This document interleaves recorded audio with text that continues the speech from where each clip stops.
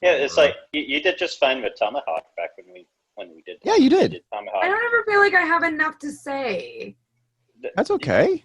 That's It really fine. seriously is. Like all you're doing is giving your since you're not a music expert, it's like you're giving your layman's opinion on music, and sometimes that just doesn't require a lot of words. So. Yeah. So, okay, one of my favorite podcasts is the Pod Minutes to Cast Night, which is a group of metalheads who it's based on the show 2 Minutes to Late Night, which is based on the Iron Maiden title song of 2 Minutes to Midnight. 2 minutes to midnight. Yeah. But Pod Minutes to Cast Night, so they make fun of, or they try to find the good things in really bad metal albums.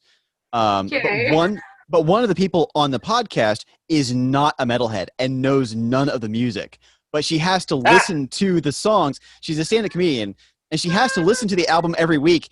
And so she comes up with really weird, interesting, fun takes. Like sometimes she's like, no, I liked Van Halen 3. It sounded like a bunch of old men doing like a bar band together. And they were all like, yes, actually, yes, that's what it was. Love it. I think she was the one that described Iron Maiden's Virtual 11 as the kind of music that you would get from a royalty-free site for the background in a bar scene in a movie. And that's it. Exactly. Like, that's a fantastic observation. That's my kind of observation. I'm not going to lie. It's perfect. It's fantastic. Here, let me just turn my air conditioner off. There we go. Some of us come to this show ready to go, Paul.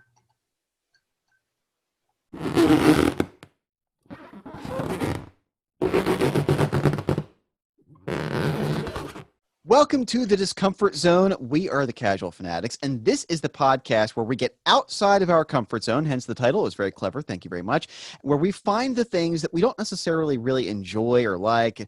Maybe it's a genre of movie, maybe it's a style of music, maybe it's a line of comic books, whatever it is, and we try to find out why people like it. Why is it good? Why don't we like it? It can sometimes take the form of a little bit of torture. Sometimes it's something that we like to inflict on each other. Sometimes it's genuinely just trying to broaden our horizons and find something that we don't know about, which I think is kind of more in line with what happened this week. So I am Paul Stadden. That's Jeremy Brazell. Say, hey, Jeremy. Howdy. And that's Sydnee Johnson. Say whatever you want to say, Sydnee. If you keep telling me what to do, we're going to have a problem. You're not going to like this podcast series that we do then, because it's going to involve that a lot. This was an interesting challenge this week. Generally, we don't have two people getting challenged to nearly identical things, but that's kind of what happened this week. Both Sydnee and I got challenged to music by Radiohead, and I had a very specific kind of challenge with mine, though, which was there's a studio album that Radiohead released called King of Limbs.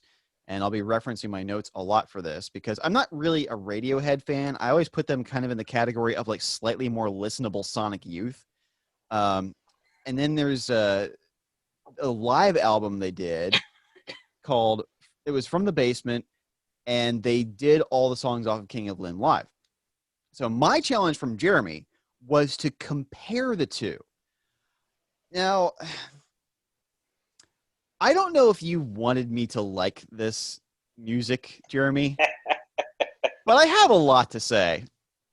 Because and my history with Radiohead is very limited. I know about Radiohead because they were kind of that early 2000s wave of British bands where everybody was really excited about them, and I just didn't care that much. You mean early 90s? Yeah, that's right. Yeah, Radiohead is older than that. Yeah, they're early 90s. But you had Oasis, you had Blur for about 2 minutes with song number 2, which was making fun of the grunge movement, by the way, even though it's a great song. And then you had Radiohead, and I don't know. Radiohead completely just, I think I heard like 12 seconds of Creep, and I was like, whatever, and then moved on with life. So listening to an album front to back that Jeremy admits he doesn't really like, and he's a Radiohead fan, filled me with a sense of existential dread I can barely convey to you two. I enjoyed challenging you to this one because I'm very curious as a person who's not a huge fan. what your take is between the two things. No, yeah, and that's fair, because I think that sometimes you get the most interesting. I was almost going to say tearing downs of albums from somebody who's not a fan, but that's not fair. There was stuff in this album that I did like, although Jeremy did prepare me by saying that he thought that the live recording from the basement, which is why he had me listen to this, he thought the live recording was better than the studio version, and he's right. However, the music is still pretty annoying. So I'll start off talking about the songs on King of Limbs, and I had to write. I was just standing, kind of like I did with Bright Eyes. I was standing there and listen, and then I would just pull my phone out and just start typing notes, stream of consciousness, like, oh, this is not good. This is not good. This is my problem. I wish I would do that when you guys challenge me to music, Right. but I don't. I like turn it on in the background while I'm reading or washing dishes. Right. Which, thinking of you washing dishes to Tomahawk makes me really happy. So Was an experience. that's fair enough. So with King of Limbs, the first song is a song called Bloom. And my first line I wrote was, can YouTube videos skip like records do? Because that's what it sounded like. And my next line was, do androids dream of electric seizures? Which is pretty much, because it's this. So, and I realized this when I was listening to the live version of this song, is that, oh, I think that it was electronic percussion on the studio version.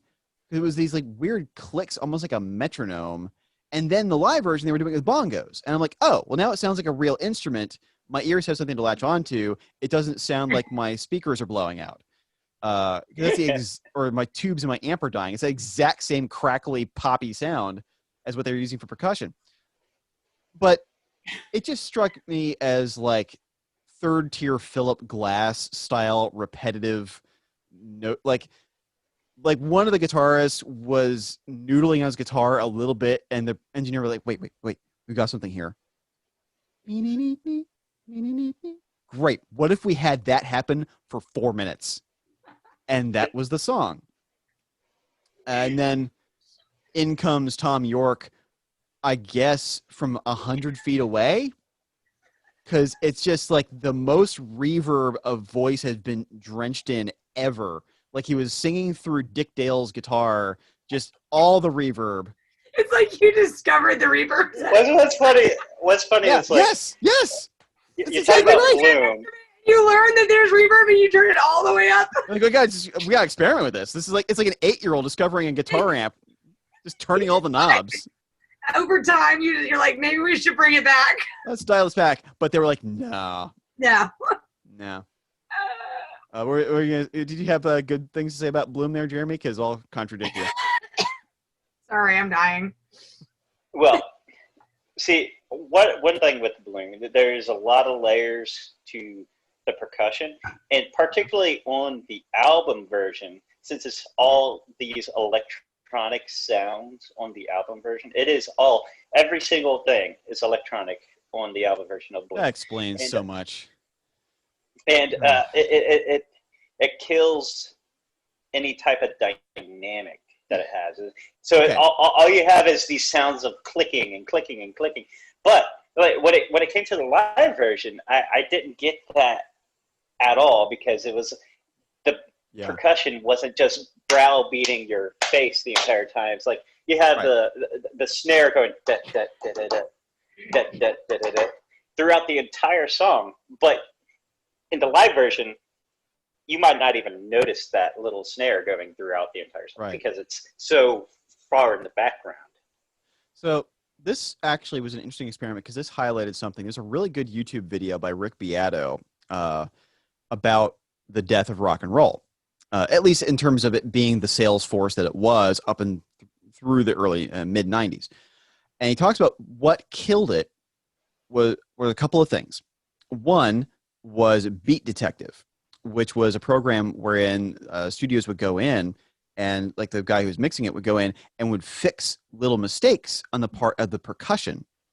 So all the stuff that's organic and natural about a percussionist playing, the variation in speed, however subtle, it made everything metronomically perfect. Now, you listen to songs from bands, you listen to AC/DC, you listen to Soundgarden, the tempo is going to vary slightly as the song goes along. Whether it gets slower and faster in certain sections, slower or faster overall, it's going to change. And that's what gives it the feel. It feels organic and real. But what Beat Detective did was it went in and it made everything uniform. And the reason that they did this was because artists would often have to be in different places at different times. They couldn't all be in the studio at once. There wasn't live recording, which is very rare now to go in and actually have a band just record all at once. You have people record different parts. So they wanted to have different takes to be able to layer underneath of people.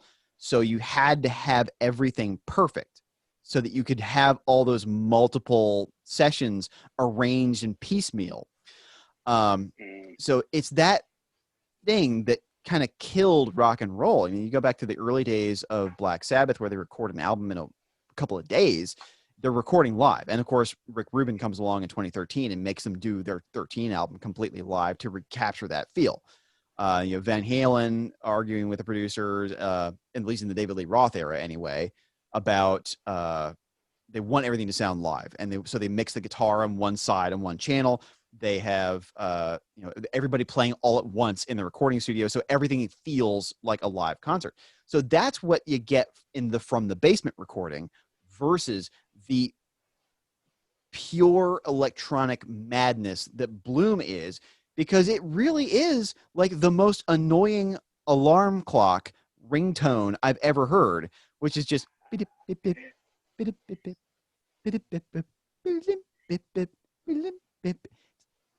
just go to the next part of the song. Just get past the intro here. It's 4-minute intro. It's one volume. It's one volume too. It's like that's a lot how I felt about when I listened to Tomahawk, actually, where I was like, oh, this is the intro, and then it just never ended. Yes. Yeah. It's like when you get the live version, when you get into what would be considered the chorus part, even though there's no actual lyrics during it. Right. It's like you have this explosion of like the going to the full kit, and you have two people on two different kits, and you have the horns come in, you have all the instruments just jump in. It creates this what was like this somewhat empty sound into this completely full sound. So and I think that's part of the live mixing of it too, is that your ears are used to hearing things in a space, and that's why electronic things sound so spare. Because it is this digital reproduction of something, that you don't get this sense that you're in an environment. And when it's live, you get that. I really liked in the live versions as well, and I'm going to go through each of these songs because I wrote all these insults and I'm going to say them. But in the live versions, I really love, like in the guitar, you hear a little bit of grit of the guitar. You hear the sliding of the fingers. You hear all those things that make you think that there's a physical thing existing in space. There's a little bit of overdrive. They're pushing the amps just a little hard, so they're getting a little bit of that overdrive. And the things, it sounds very much more upfront. It's more aggressive. Okay, so let me just go through the songs. So I mentioned Bloom. So the next song was Morning, Mr. Magpie. And I wrote, I didn't know Philip Glass made pop music. Silver Sun Pickups called, they want their sound back. The next song was Little by Little. And I said, I can't wait to hear this on the soundtrack for a Tarantino movie. Aw, shy little guitar, come on over. The next song was Feral. The drum machine is on the fritz again.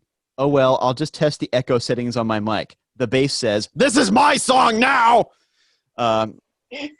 Which, tell me I'm wrong, Jeremy. I like in the live version, I love the bass riff in it. Oh, the bass is it's great in the live version, but in that studio version, it's just like the engineer was like, what? You wanted all the bass? You wanted to just make up for all of the recording of Metallica's And Justice for All right now in this one song? Yes, here it is. All the bass that was missing is right here. The next song was a Lotus Flower.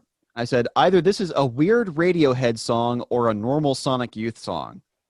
I wrote, I love the horns. I'm sorry, I meant foghorns. I'm sorry, I meant distant foghorns. I'm sorry, I meant distant foghorns recorded on 78 RPM shellac records played back at half speed.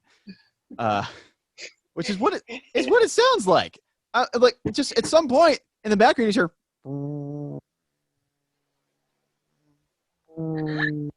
I'm like, that's a sad wail. That's such a sad wail.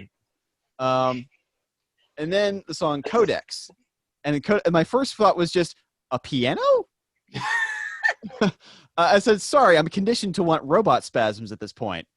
You can't. And then I wrote, you can't use vinyl needle drops as percussion. It sounds literally like the sound like when you take a needle on a record player and you drop it on the record. That's what the percussion sounds like. It's just that over and over. It was that one is actually more like, that sound is more like a traditional snare sound from like old 8-bit video games and stuff. So because it's like, yeah, Super Mario Brothers called, they want their soundtrack back. But and I also wrote, because this is the one that gave me the biggest surprise, because this is one point where just okay, so I wrote, forget the Spanish Inquisition. No one expects the horn section. Because it just at one point it says horns, and I'm like, ah. So I don't know what it was, but they're just like, apparently they were listening to the song like, no, it just needs sudden shocking horns right here. And the song Give Up the Ghost. I wrote, Tom, the mic is over here, Tom. Cool cowboy guitar though. Because actually that was the one studio song that I actually liked the song, because they had this cool cowboy guitar kind of thing.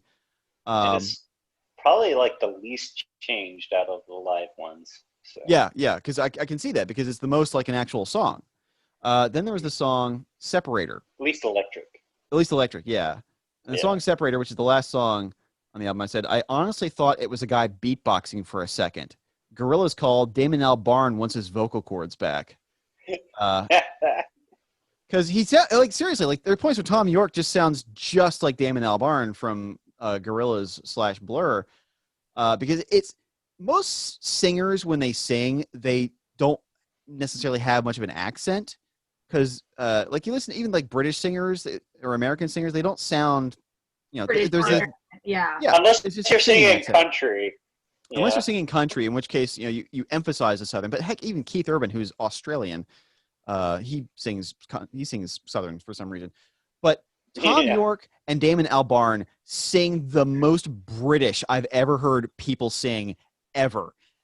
And it's the weirdest thing. Like, Ozzy Osbourne is less British sounding when he sings than Tom York and Damon Albarn. And he's more understandable when he sings too. Like Tom York, a lot of times, like, I don't understand a single word you're saying. Not a bit, no. But that's never been important to them. So no, because the whole thing is this. It's all about. It's like, I mean, it seriously is like Phillip Glass music, where it is just this texture. It is audio wallpaper, which is how I think of Radiohead. It seriously, this, if you want to look for something, Sydnee, to where you can wash your dishes and not have to pay attention to something, King of Limbs is your album. Because it'll just be in the background, and it's like a Vangelis record where it's just one slightly wavering keyboard tone for an hour. Then we're gonna get into a conversation in a minute. Go on, finish. We are okay. So all that to say that then you get to From the Basement, and actually I liked a lot of the B stuff that they played. Like I really liked, it was the song here. What was it? Which one of the songs was? Oh gosh darn it! I didn't actually write down the title to it. There were a couple songs they played that were like B-sides to the album. I actually thought, like, these are way better, but I guess Tom York didn't like them because they sounded like songs. So I just, overall, it was just the live. It was just like, this is a band now. Like, this is a musicians existing in space creating music. It's actually moderately interesting now. Also, watching Tom York's face when he does those weird distant moans is just hilarious. Oh God, the faces he makes are like, there's how do you make faces? So yeah, he makes like guitar, like John Mayer guitar solo face, but singing somehow. Like, I don't know. Like, every note just hurts. Just pulling the notes out of him. So That was my experience with King of Limbs and From the Basement. Just it was such an odd album to listen to because it's not my thing at all. Because like I then went and listened to like Death Angel and Atrophy, like listening to some good old '80s thrash to like get myself out of the doldrums that that Radiohead got me into. Like I need to hear some like drums, just like I need some blast beats here. So, but it was fun. I'm now really looking forward to hearing Sydnee. So when it comes to like the comparisons, like are there any things that particularly stood out? Oh, absolutely. I mean, the main thing that I really loved was the guitar sound on the live album, because there it was on the studio album, it was just so sterile and so clean that it was at that point I was like, why even bother using that instrument? Like, I think one reason why that, because I'm pretty sure that was at the same time Johnny Greenwood was doing the soundtrack for There Will Be Blood at that time, I do believe. Okay. So he really had very little to do with the album sound. So, and he became a much more influential when it's like Tom York, back when they started the band, he preferred his electronic music. If you listen to his single stuff, his solo stuff, it's all very electronic. Johnny Greenwood loves instruments. So getting his input was crucial to like really filling out the album and making it sound good. Is this an album that generally Radiohead fans like? Like, I don't. No, it's definitely like it's. No, oh heavens no! That's why I had you listen to it. Yeah, before this album, Pablo Honey was by far the least liked album. Okay. Yeah, because it's weird, man. And I like weird music, man. I do. I really do. But it's not their weirdest album. Okay. That would be their follow-up to probably their most popular album, Kid A. OK Computer, which the follow-up is Kid A. Consider giving you that one, but that one's actually good. Oh yeah. No, I can't tear into the masterpiece. I gotta tear into the one that people don't like because it just feels so much. It feels better. Right. It's funny, like me sitting here, like criticizing these incredibly world famous, successful musicians. Like, your album sucks. I'm sure they're just consoling themselves in their piles of money. I don't know, like a Scrooge McDuck money bin. You know, right. I guess we'll just have to go back to our world tour. Oh, sorry. Or however Tom York would say it. Let's go back to my world tour. Or in a British accent or something. I don't know. So there you go. To be That's fair, me. You got the not so hot album, but apparently mine reached #1 on the Billboard 200 at some point. Yeah. Okay, so what was yours? What was yours? Mine was In Rainbows. Okay.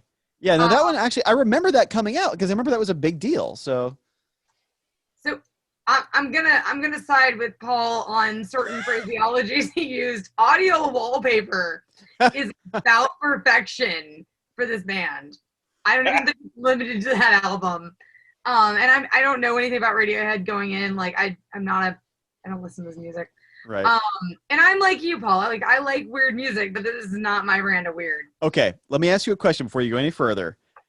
Without looking at your CD player or the computer or whatever, could you tell when one track ended and another began? Because I couldn't. Only because I was listening to it on YouTube and there were ads in between. Okay. Also, that's by the way, I'm very glad. I am very glad I discovered YouTube has an incognito mode because I really did just messing up my feed. I kept getting Radiohead suggested to me for like a week, and I was like, no, stop it. Pro tip, incognito mode, okay? It's the secret, okay. That is, you go to your settings and you go incognito, and then it doesn't record any of your history. Okay. So it won't mess with your feed for the rest of the month. I learned that after Tomahawk. Oh, the stuff you must have gotten suggested to you. Jeremy, I still want to murder you for what you did. So anyway. In Rainbows is actually a masterpiece. So. I have a problem. I have a problem with this. I wanted to like it. I tried really hard to like this album. And like even when I started like looking through the track list, I was like, oh, the titles look interesting. Like, and I got into the first one. The words that he used, Paul. The words textures and audio wallpaper. Because like I'm not sure there are actual lyrics to this album. You look at lyrics, it's just oh man, some of the songs. I think he just makes sounds and turns the distortion way up. Lyrically, it's actually a very beautiful album. So I'm sure if I read the lyrics, I might know that. But like I stopped what I was reading and tried real hard at some points to figure out what they were saying. And I'm like, this is an exercise in futility. I'm gonna have to go look it up. It is very true that Tom York is not easily understood. And I have a problem with that when I'm listening to music because it's distracting to me. So see, I'm a metal fan, so I'm used to it. I grew up in this era of, I don't know if you guys had these songs when you were kids, but that like everybody you knew had the lyrics wrong, but then you can't unhear Oh yes. Right. So yes. I get real. I'm blue, da da dee da da da. Those were the lyrics. Yeah, those were the lyrics, but it's like, I'm in need. If I were green, I would die. It's like, nope, that's not right. Make that song sound like a lot of things. Yep. But anyway, so I have this like almost anal retentive need to like know what the lyrics to a song are if I can't understand it. Okay. So that would be usually tough. Look them up, but with these songs, I couldn't be arsed to care. Boy, am I glad I didn't challenge you to death. Man, you would have. That would have been tough for you. But it wasn't even like it's okay. So the thing that I wanted to do and I didn't was I wanted to be like, Paul, before the podcast, I need you to go get your mess sign, and when I give you the cue, just hold it up. Oh, this is hurting. I can see Jeremy hurting on this one a little bit. Yeah, it's pretty much my favorite album. Of Not quite. I'm gonna leave and let you two just. Well, you don't have to like what I like. It's okay. It's true. Paul doesn't like Final Fantasy VII, so. But the problem is, like, I really did want to like it. And it comes off about 2 phases above elevator music where, like, it's great background noise in an ASMR kind of way. Oh, it's ASMR music is what it is. I feel like sometimes, and this is with, again, the album I was listening to, that a lot of it was like, did you just choose samples of an instrument? Like, this is what a guitar sounds like. And like, cool, that'll work. I'll just use that. Just layer that in. On loop. Just over. A lot of it was just loop. Yeah. It's a lot of looping. It's a little repetitive for me. My favorite song on the album, the one that I would actually probably play again, is Reckoner. I love that song. And it was definitely my favorite of the album. That one I could have put on repeat and like read to with it as background noise, and it wouldn't have distracted me. And it's the sound, like the tones of the sound are really beautiful in that song. But like, I mean, as much as I really wanted to like Nude, and I just couldn't. Most of the album came off far too mellow for me. Like it was just a very mellow album. You like some harder stuff, Sydnee, and you like some quick rapid stuff. I mean, I do. I mean, and I can like chill music, and Reckoner's probably like the happy medium. It's really good. It's really good mellow music, but you've got to be on point to keep me interested if you're below like 200 beats per minute. Yeah. It's a very repetitive. The like Body Snatchers and Jigsaw are the 2 fastest songs on the album. I wanted to like Jigsaw. I didn't like it as much as Reckoner. I wanted to like it really badly. 15 Step was just weird. Like, I don't know where it was going. What's funny, like that was the one that they played at the Grammys and won awards for is 15 Step. No. I don't know what they were doing in this song. Like, it's like... Well, it's this very rapid drum beat. It's like, then about this much BPM, but when he sings, it's like very slow. Quarter of that very speed. Right. Warbly. Yeah, I think that some of this... Someone found all the electronic effects and just wanted to pump them up. Well, Tom York, I don't know if the rest of Radiohead shares his vision, but I think I'm a contrarian. Tom York is very much a contrarian because, like, success is something that they're kind of annoyed by. Like, they hate playing Creep in concert because it got popular. And I'm like, no, your fans expect you to play the songs. We made a good thing. Yeah. Yeah. Over the years, they've actually come to enjoy Creep again. Okay. But it was kind of like how a lot of bands get cursed with, like, play Creep, play Creep, play that one song that's the only song you'll ever be known for. Right. Like, it's their teen, Smells Like Teen Spirit, or a lot of one-hit wonders, obviously. Like, everybody remembers Fight for Your Right to Party, and Jackson 5, Want You Back. You get a best of album, and, like, that's gonna be the first song on the album. Like, there's some bands like that. Like Black Sabbath, they have to play War Pigs and Paranoid. Every time. Well, not anymore. They're broken up. But you have these bands where, like, you have those one or two songs like everybody latches onto, and it's especially hard when you're a band that's kind of successful that then gets that one huge song, but you're still the kind of successful band. So you get all those people at the concerts that want to hear that song. And so I get it would annoy you. It's kind of like an actor who doesn't like being typecast in roles. But my view on it is, like, look, you get something that so many people would love in your field of work. Like, I was very, very blessed that I got to do the, Kiss tribute band thing. I don't like Kiss. I don't like their music. I think Kiss kind of sucks. But except for Detroit Rock City.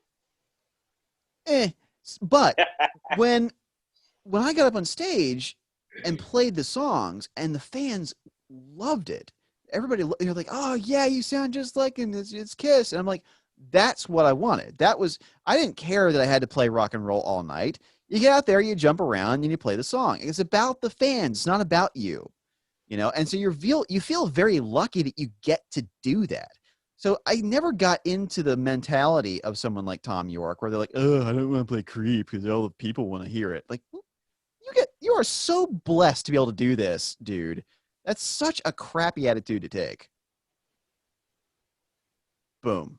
And I think on one hand, like, I can understand how it's hard to get pigeonholed, but at the same time, you have a choice with how you look at your success in your field, and what niche you end up falling into, niche if you prefer.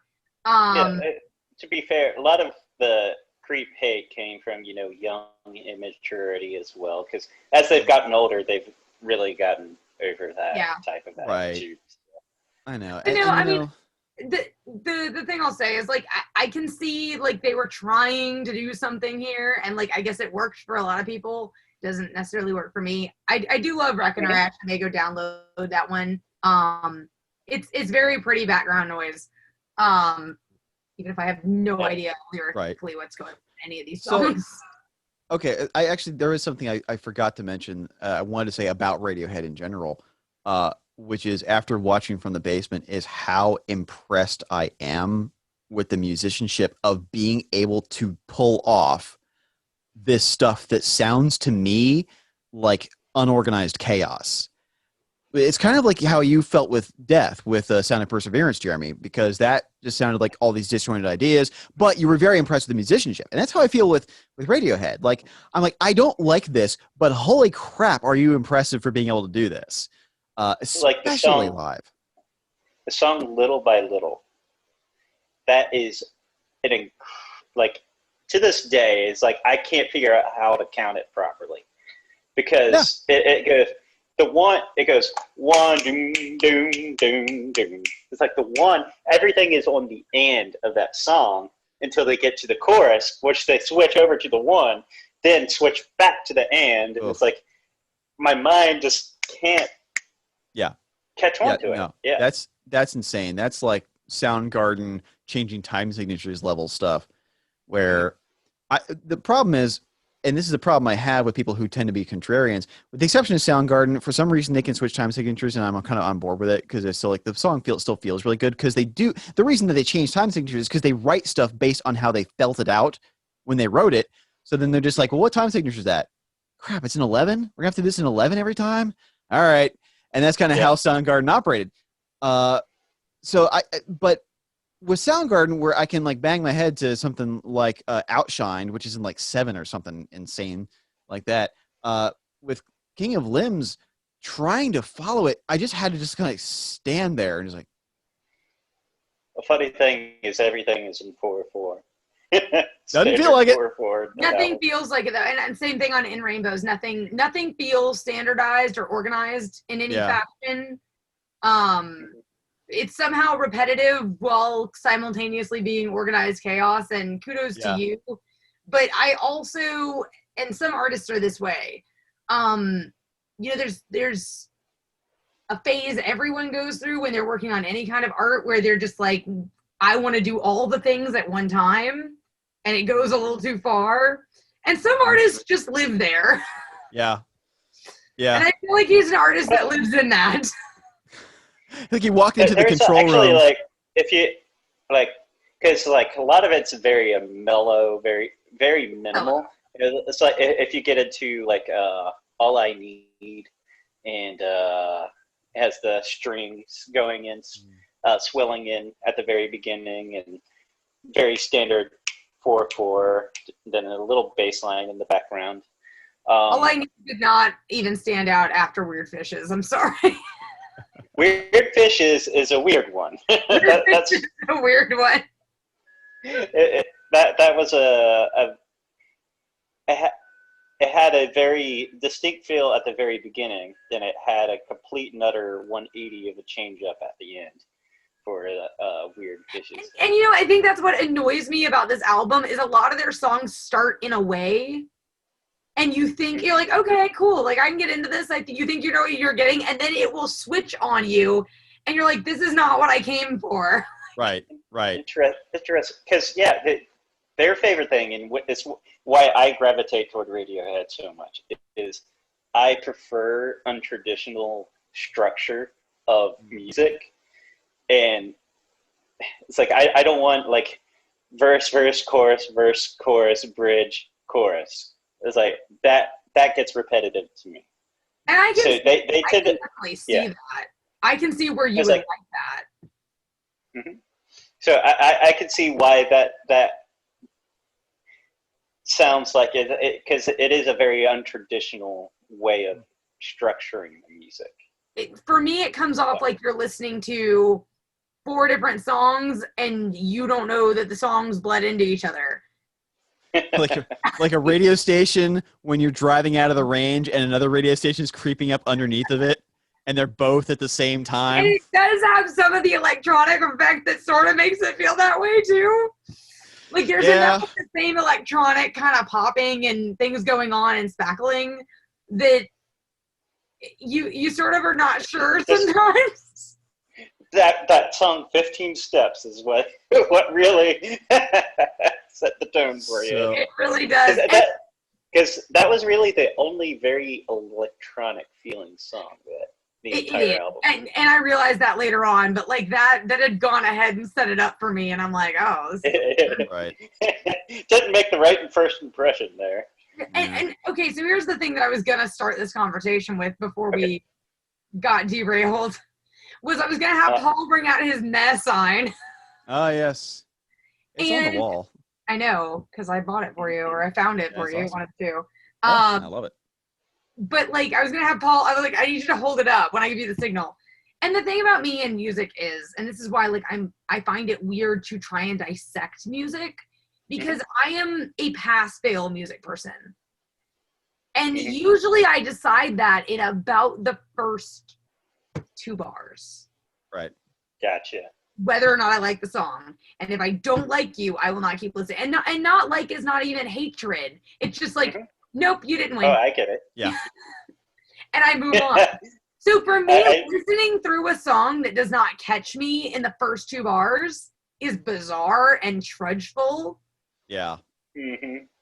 See, I get the thing, like when I'm listening to a song, if there's something that there's an element that I don't like that guitar tone is really weird and grating, or I hate that guy's voice. I don't like if I then have to like force myself through some element that I can't stand. Like that guitar solo is really weird. So for me, it doesn't even have to be. I can't. What's funny is like the music challenges are like our shortest challenges, but they can be the most difficult because we have to. Yeah, because like for me, it was pretty difficult to get through my challenge too. So. But the thing about it is that like it's not even me failing a song is not even I hate it. It's just not good enough to bother listening to. I have to early hate a song. Jeremy, you in the hate category. What do you think? Should I challenge her to Dope Smoker? Oh God, that would be torture to her. It's technically one song. It's 63 minutes. I'll never make it. You wouldn't be able to do it. I'll never make it. That would actually. That would kill you. That would actually. You would die. At least you got one song you liked out of In Rainbows. I did. There you go. And I don't hate it. I don't hate the album at all. But audio. It's just not your thing. Covers it. Yeah. We can recognize, and that's one thing we try to do here is we try to recognize quality without trying to force ourselves to try to like something, because I think that they're quality things that we don't have to like. You know? The thing about you challenging me to music is I always secretly hope I'm going to like something because I love finding new music. I love finding things. I'm like, oh, this is really good. Because, like, I mean, you laugh about Sleep Dope Smoker, but at the same time, I'll listen to one song on repeat for like 3.5 hours if I really that's what this song is, except you don't have to hit repeat. What I really should have done. I could be down for. I should have started you with OK Computer. Okay. Because that one is like considered one of the best albums of all time. It's like number 5 on Rolling Stone's list. And it's like the argument is In Rainbows or is OK Computer better? That tends to be the biggest divide of Radiohead fans. OK Computer has a lot more energy to it. There's songs with intense guitar solos and things like that. So, you guys are so busy setting out to torture me that I actually would be kind of curious now. I actually would be kind of curious to challenge Sydnee the Dope Smoker, because that's one of those. Okay, so this is the weird thing. Like, I am ADD. Like, what I can focus on and can't focus on is very much up to my brain chemistry at any given moment. But yes, Dope Smoker is 63 minutes long. I have literally, on long car rides by myself, listened to it looping. I have listened to it like I'll go in the first 2 to 3 bars, like, for real. Well, that's the song you have to give 2 minutes. If you don't give it 2 minutes, okay. See, that's the thing, because she's already going to kind of check out of the song in those first few bars. So that 2 minutes, when it could have gotten her attention. Oh, but here's the thing. But that is actually the perfect background. It's the perfect background because of the fact it's a texture thing. But there's percussion. It changes time signature, but in a really cool way. Like, you don't really notice it. It's like, oh, now it's in 3. This is rad. Oh, now it's in 9. Okay, this is cool. And you don't really notice it happening. But the cool thing about it is that, like, it's something where you can let kind of be in the background of your mind, and then they'll just come in and grab you, like when the percussion comes in, or they come out of a clean section that's been going for a couple of minutes, and they come back in with this big chord. So I'd be interested to kind of know, but all right. I'm not gonna challenge it to you right now. That's one thing we gotta let breathe. But that would be interesting, because I kind of got vibes of like, oh, if Sleep were just made up of a bunch of guys who discovered keyboards instead of guitars, this is what would have resulted. It would have been Radiohead. So Jeremy, Yay! now that we've torn into one of your favorite bands, Sorry, Jeremy. Oh, I had the I easy went into job this- because I went into this somewhat expecting these reactions. I liked one already, song. so I'm good. hey, I yeah, had positive yeah. things to say too, but I it's not our I thing. did. Yeah, I understand that. And Yeah. different albums have very different sounds. Like They do. In Rainbows does not sound like King of the Limb at all. Right. Moonshaped Pool doesn't sound like the Bends at all. So yeah, Gosh, it's like Neil Young. I'm just gonna change style every album. pretty much. Okay. Yeah. So All right. Jeremy, now we I get don't to even remember you. what we challenged you to. I can't remember. That's another bit. Oh, you don't remember? No, I don't remember. Spastik Inc. That's right. Spa- Spastik Inc. I made him leave. I just made him leave. Paul just walked away. Paul's like, I'm out. Bye, Paul. I don't even know Bye. what's going on anymore. It's so good to know you. There it is. So Spastik Inc. Ink complete. I like the album cover. Oh yeah, and the guitarist Ron Jarzombek made a guitar with this pattern of ink on it, where he just like blew ink onto it, and it looks awesome. That's awesome. Oh yeah, I yeah. really like that. I Yeah. like And look, I this like that is guitar. pre-COVID. This came out in the '90s, and they were already on the fashion.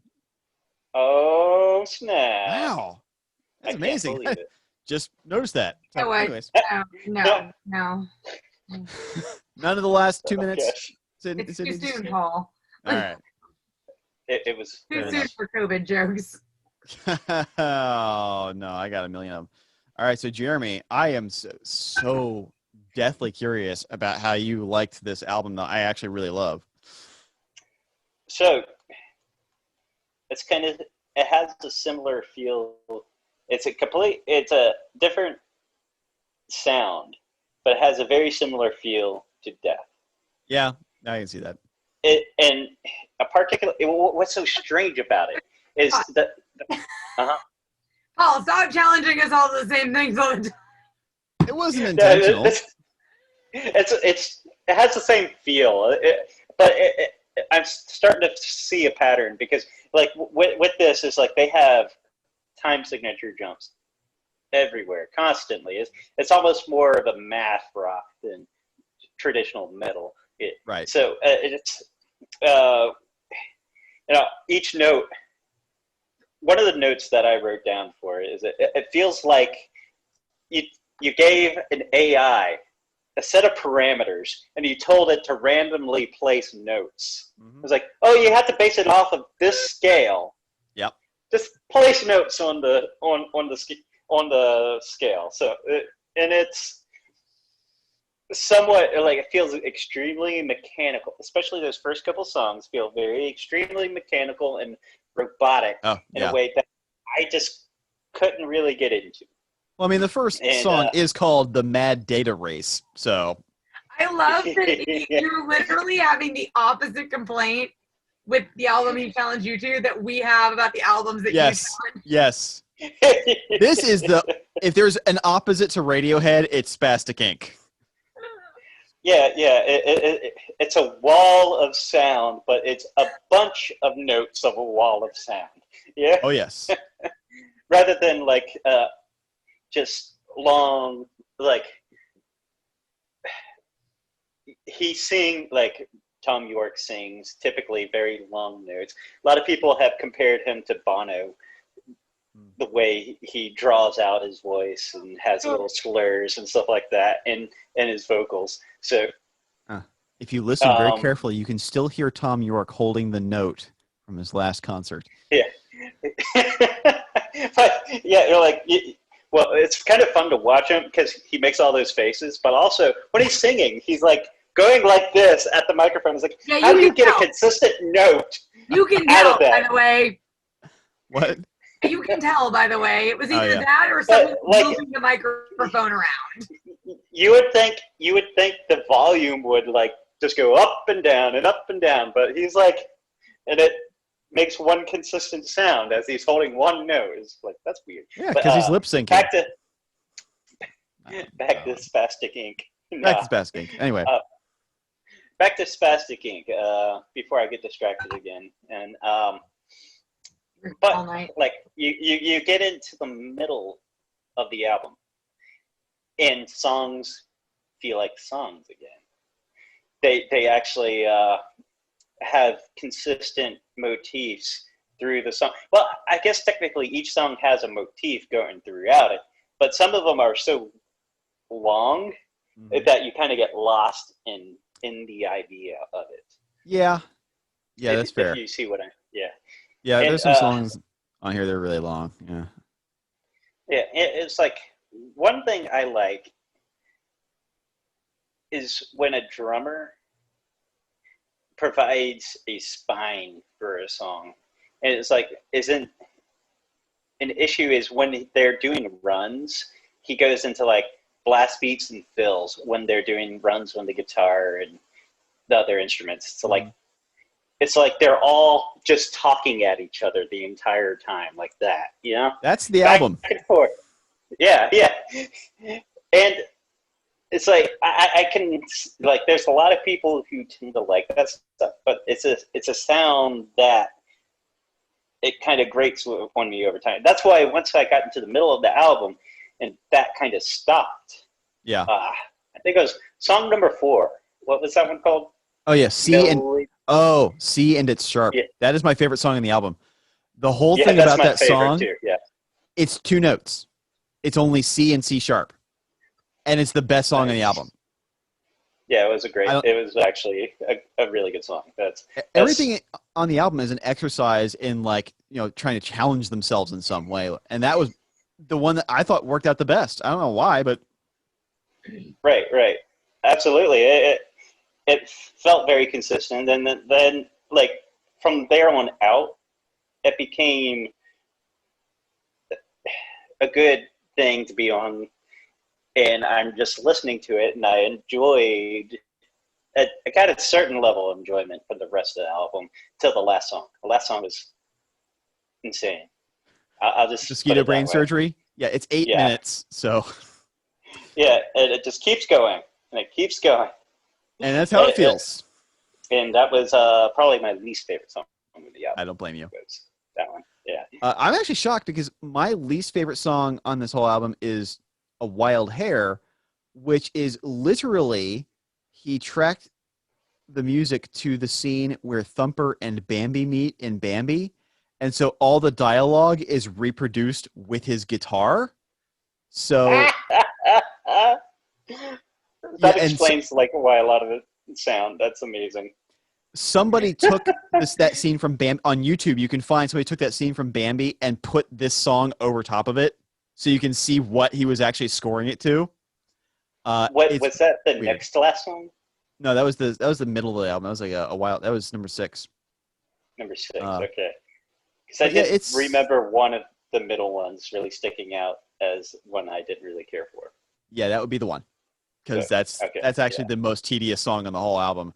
I'm like, oh man, if I have to hear him doing Thumper's dialogue with his guitar one more time, I'm gonna kill myself. No, I really listen to music, Paul. Say what? It forces you to listen to music, Paul. No, and I always, whenever I listen to the album, I skip that track because the whole album it's just an exercise in musicality. That's all it is. Yeah. Oh goodness, it is I think the drummer went overboard for the most part. I think the drummer needed to be more of a drum or like a beat rather than trying to match what the instruments were doing. Right. And like you could do really complex stuff. Well, like jazz does it all the time. You don't have to be constantly doing a fill to be able to do some crazy things on the drum. Right. So I think he should have pushed himself a little further in that direction rather than constantly doing a fill. So yeah, he's a great drummer. I think I really think if he would have done that, particularly the early songs, would have been actually very bearable. Yeah, and that's the thing that kind of blows me away about this album. It's so weird because Robbie Jarzombek, the drummer on the album, he's the brother of the guitar player Ron Jarzombek. Robbie Jarzombek is the guitar player for Rob Halford's solo band, Halford, and he's a great drummer. His playing on there's a live album that Halford put out from a 2003 concert that they did, and he does Painkiller. It's better than Scott Travis, Judas Priest's drummer. Robbie Jarzovic is a monster. You can tell he is extremely skillful. Yeah, no, Yeah. like I won't doubt that, because every fill he was doing was matching what the guitar was doing, like nearly perfectly. It was matched up in that type of metronomic way where you're talking about how like they would have to go back with computer software to turn it into that. Right. But no, this was just this naturally. So Yeah. he is a beast. I will give him that. But just because somebody's skilled doesn't mean they have, like, that was the beauty of, like, say, Neil Peart, is the fact that he had a ton of skill, but he also knew how to write music with drums. Mm-hmm. And it's like, if you listen to his pieces, they match the tone of the song nearly perfectly. Right. Yeah. Which I guess technically, because this isn't really my style of music, so technically, like, this might be what people of this style prefer. So that's so if that's what they prefer, more power to them. It's just that's not what I prefer. Yeah, I mean, the thing is that with something like this, and the reason I got it and the reason I really liked it, especially back in college, was I loved anything that was incredibly difficult to perform. Ridiculous displays of musicality and virtuosity. You know, Yngwie Malmsteen, Joe Satriani, all that kind of stuff. And so this was just, to me, this was the ultimate. This is like the pinnacle of that. Even beyond like Racer X and all the Paul Gilbert stuff, was this stuff where you had to plan it out so much and everything had to be perfect, and you had this not even sometimes time signature. Sometimes it was just weird, freeform, totally freeform, and still maintaining a sense of order. And I just found it so impressive, but it's not listenable. It's not fun to listen to. It's not good music. And I've changed so much in like what I value about music. I bet it would have been something if it was like late high school, early college. I would have obsessed over. Oh yes, because in my 20s, this was like, oh, it's amazing, it's the best. But now I'm like, it's so boring. Understand? Yes. Yeah, it's like there is value to that too. So right, there is. But it's like being able to push. It's like, you know, somebody climbing the next largest mountain or going to the deepest depths of the ocean. It's like, we got to be able to push those boundaries. And when it's done that first time, people can start implementing it in more musical ways. So also, like, on that note, I want to say, like, I'm not gonna lie, I think we all get fed up with these challenges sometimes, or we all have days where we really just don't want to listen or watch something. Right. And you know what? Like, all things considered, and while normally we are just setting out to secretly torture one another, and I don't think we enjoy it that much. We enjoy challenging the other person, but there is something to be said, though, I think, for the broadening of horizons that we do. Not that we're climbing Everest or anything, but you know, as individuals, like, you know, Radiohead is probably something that I should have at least listened to enough to know, okay, well, this is what they do, you know. Right. And that's the value of the discomfort zone. You know, I don't think that every time we're trying to torture each other, but it is sometimes a lot of fun to try to get. I think that so much of the fun, it's like the train wreck, you know. Nobody writes a story about the trains arriving on time every day, but everybody goes and takes pictures of the wreck. And there is a value and a fun in tearing down something when we really hate it. And then I think, though, my favorite episodes of the show are the ones where we do discover something and we're like, oh, I was wrong. Like, I was totally wrong about Parasite. Like, I went in, I went in with an attitude about it. I'm like, oh, this is going to be whatever. And then it was subtitled, and I'm like, well, crap, I got to pay attention now. And then I was like, no, this is an incredible movie. This is a phenomenal movie. But I actually kind of liked coming into this one knowing Jeremy hated this album because it gave me carte blanche to rip it apart. Because there's fun in that. I just put mine off to the last day, and I was so like, oh, yeah, that's right. I got to listen to this. Right. Gotta listen to this album here. What's funny is sometimes the shortest challenges are the ones that are the hardest because you're like, I got to pay attention. Like, I have to go in and like actually give this hour. Because they don't take time. Perfect example of that, Boingo the Clown. Oh, gosh. That's bingo. Yeah, bingo. That was terrible. Oh, my God. It's still... to this day, and the thing it's trying to torture us. Bingo the Clown is not just terrible; it's galling. Bingo, that people like it. Like there are, and that to me, that is like people saying like, "No, this is better than the Beatles, man." You don't know Spastik Inc. They're like, no, come on. Even Spastik Inc. is like, no, Abbey Road's pretty great. Like this is just an exercise in our musicianship, And that's the thing is that Bingo the Clown is totally what I was when I was 22, which is that you just don't get it. This is amazing. You just aren't cultured enough to understand the power that went into creating this. And now I'm like, yeah, I'd rather just listen to Journey. But if it's not fun to listen to, then it's not fun. It's just not everything can be a challenge. Not everything you listen to or watch can be challenging your sensibilities. Gosh, sometimes you just want to watch something that's just, and that's where I've really come to see the genius of someone like Cat Stevens, where like you can take 3 chords and make something that touches people's souls for 50 years, and Journey, like, okay, you can make fun of Journey being fluff, but man, people still sing Lights and Any Way You Want It, and of course, Don't Stop Believing. Like people still love these songs. Talk about amazing drummer. Yes. Oh, and Neil Schon, the guitar player? Nobody knows how good their musicians are in that band. Oh, well, they came out of Santana, and like they had to be the best. Like, this is the thing about Journey, that people think of they're like popcorn fluff, kind of, and maybe so, but those were monster musicians coming down and dumbing down their musicianship, which they could really only have played that stuff coming from all the knowledge that they had, being able to write consistently amazing songs that they can play perfectly night after night. You listen to a live album and it sounds like the studio album with a crowd. Like it's like it is perfect. And every lineup of that band, just amazing musicians.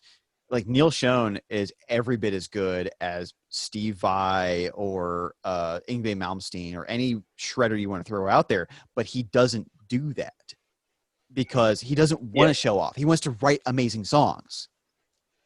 Yeah, you don't become the lead professor in music at Juilliard with not being incredibly skillful. Yeah, so. That's the drummer from Journey. Like I didn't even know how good he was until I tried to learn "Don't Stop Believing" for the first time. Right. Then I realized this is one of the coolest 4/4 beats I have ever learned. And is that Dean Castronovo? Was he the drummer at that point in Journey? Because it's Ainsley Dunbar in the 70s, and then I think he was Dean Castronovo on that song. Probably. I completely forgot. Yeah, like I don't remember his name. That's the guilty part of me on that one is I always forget his name. Fun aside about Journey, really quick. We all talk about Steve Perry being like the singer of Journey and him being an amazing singer, and Don't Stop Believing and Separate Ways and all the songs he sang on. He was not the original lead singer of the band. The original lead singer of the band was Greg Raleigh, who was the piano keyboard player who actually sang on Santana's Black Magic Woman. And came out of Santana with Neil Schon. And my old news guy at the radio station that I worked for had seen them before Steve Perry joined, back when Greg Raleigh was still the original singer. And then he saw them when Steve Perry joined. And he said, because Greg Rowley stuck around as just the piano player and occasional backup singer with Steve Perry. And he was like, it was pretty embarrassing when Steve Perry came, when you realize like, oh no, he's way better. He's just let him sing all the songs. Because like Greg would sing some songs and the audience was like, okay, I guess. And he didn't stick around for very long after that. And it's really hard to stick around in a band when the record company says, you need to get a better singer or else we're not going to give you another album. Yeah, that sticks. That hurts. That hurts a lot. That's terrible. Black Magic Woman's a great song. Great Yes. song. I love And he's it. fine on it. But he was also like 22 when he sang that. Good point. I love So there we go. Guys, I think this was an interesting challenge this week. Mostly because I like going into them being told that I'm going to hate something, which makes me very happy. But Right. if there's any lesson to come out of this, it's that you can like what you like, and it's not that big of a deal. And sometimes getting challenged to something is going to give you something you like, and sometimes getting challenged to something means you're going to be able to make fun of something for half an hour, which in my case was this week. So that's it. That's the Discomfort Zone for this week. We appreciate you being able to join us, and we are the Casual Fanatics. Paul Stadden, Jeremy Johnson, yes, and Sydnee Brazil. I review movies, you know. Yes, that's right. Jeremiah Johnson over here. So that's us, Jeremy Brazil and Sydnee Johnson. I'll get your names right, I guess, I suppose. Until next time. Y'all have a good night. Yes, or whenever you're watching or listening to this. Have a good leap year. I don't know. Oh, you. In case I don't see you. Yeah, all right. Enjoy this, people watching this after the Armageddon and we're wondering about what people were like in the 21st century. Yep. Too dark? Too much? We're done. We're done. We're gone.